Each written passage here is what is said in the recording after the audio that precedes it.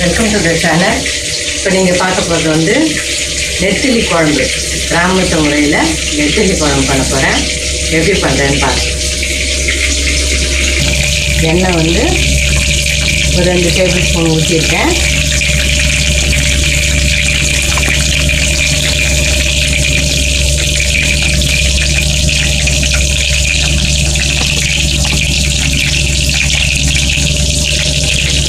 கடுகு, வெந்தயம், சீரகம் மூலம் தாளிக்க போட்டுக்கலாம்.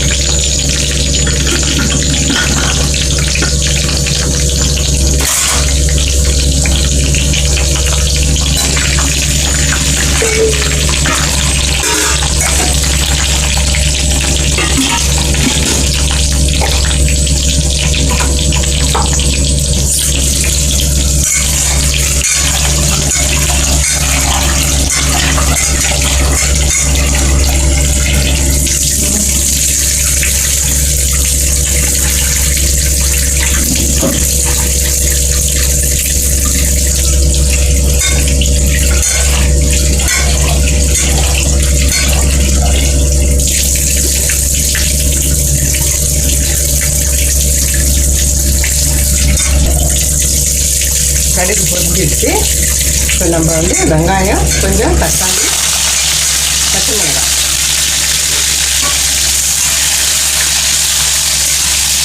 இதை வதக்கிக்கலாம்.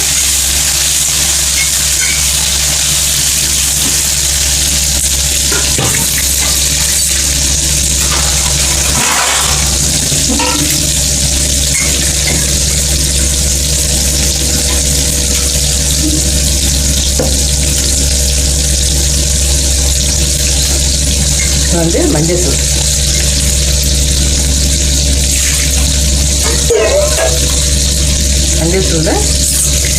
இது வந்து நான்வெஜ்ன்றதுனால நான் எப்பவுமே மஞ்சள் தூள் கொஞ்சம் ஜாஸ்தி போடுவேன். அப்புறம் இந்த குழம்பு தனியாத்தூள், சாம்பார்லாம் போட்டாச்சு தனியாத்தூள். நான் ஏற்கனவே இதெல்லாம் வீடியோ போட்டிருக்கேன், பார்த்துக்கோங்க. கொஞ்சம் குழம்பு வேணும்னா இந்த குழம்பு தூள் வந்து குழம்பு தனியாத்தூளை கொஞ்சம் ஜாஸ்தி போட்டுக்கணும். தூள் போடும்போது ஸ்டவ் சிம்மில் வச்சுட்டு போடுவேன். ஸோ இது வந்து வெறும் மிளகாத்தூள், இதுலேயே காஷ்மீரி மிளகாயை கலந்துருக்கு.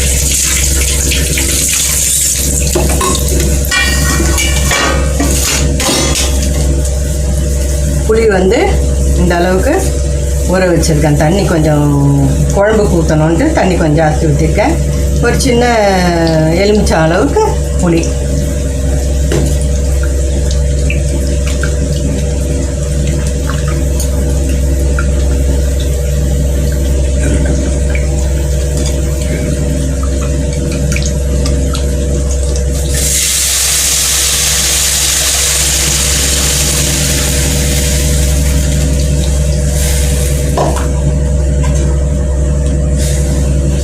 இதை கலந்துட்டு அதுக்கப்புறம் நீங்கள் வந்து மீடியம் ஹையில் வச்சுக்கலாம். இல்லை கொதி வர வரைக்கும்.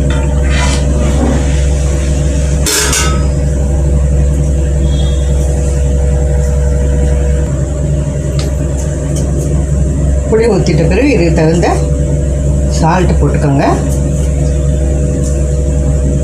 கொஞ்சமாக போட்டுட்டு அதுக்கப்புறம் தேவையான போட்டுக்கோங்க. நாங்கள் பழக்கம் இருக்கிறவங்க அதனால வந்து போட்டுருவோம். பழக்கம் இல்லாதவங்க வந்து கொஞ்சமாக போட்டுட்டு அதுக்கப்புறம் வேணும்னா ஆட் பண்ணிக்கோங்க. இப்போது கொஞ்சமாக நாட்டு சர்க்கரை உங்களுக்கு தெரியும்னு நினைக்கிறேன்.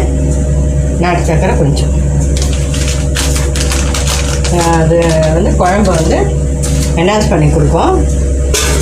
அதனால் உப்பெல்லாம் போட்டாச்சு.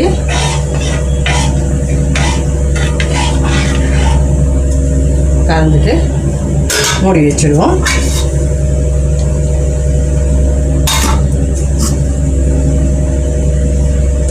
இது ஒன்று சொல்ல மறந்துட்டேன்.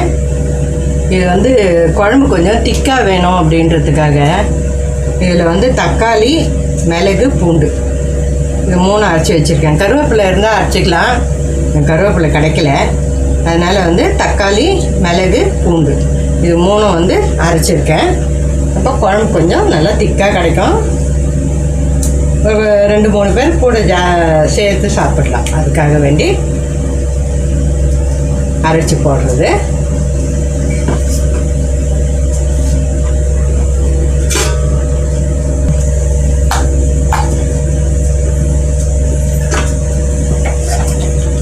மசாலா ஊற்றிட்டேன். தண்ணி வந்து நம்ம கூட கொஞ்சம் சேர்த்துக்கலாம். இப்போ இந்த மாதிரி கொதித்து வரும்போது உங்களுக்கு குழம்பு ஜாஸ்தின்னு தோணுச்சுன்னா கொஞ்சம் வந்து நெத்திலி போடுறதுக்கு முன்னாடியே கொஞ்சம் குழம்பு எடுத்து வச்சுக்கிட்டிங்கன்னா ஃப்ரீசரில் வச்சுட்டா 1 வாரத்துக்கு கூட இருக்கும், குழம்பு சூப்பராக இருக்கும். அது மாதிரி அவசரத்துக்கு யூஸ் பண்ணிக்கலாம். நான் சில சமயம் அப்படி எடுத்து வச்சுடுவேன், பசங்களும் இஷ்டமாக சாப்பிடுவாங்க. இப்போ வந்து நம்ம மூடிட்டு கொதி வரட்டும், மீடியம் ஹையில் வச்சு கொதி வரட்டும். அதுக்கப்புறம் மீன் போட்டுக்கலாம். இந்த நெத்திலி மீன் நல்லா கழுவி சுத்தமாக வச்சுருக்கோம். நல்லா கொதி வந்ததும் போட்டுக்க வேண்டியதுதான்.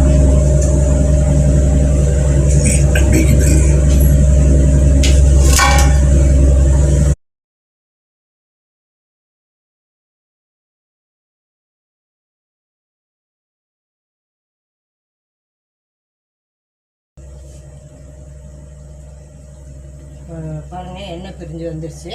நல்லா சூப்பராக குழம்பு நல்லா திக்காக அருமையாக இருக்குது குழம்பு. தண்ணியாக வேணுன்றவங்க கொஞ்சம் தண்ணி கலந்து ஊற்றிக்கோங்க. இப்போ வந்து நான் இந்த இதை போட்டுற போகிறேன், ஃபிஷ்ஷை.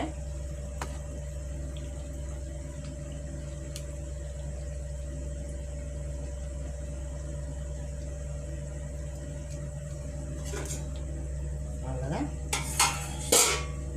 சூப்பரான நெத்திலி குழம்பு. ஒரு 2 நிமிஷத்தில் நிறுத்திட வேண்டியது தான்.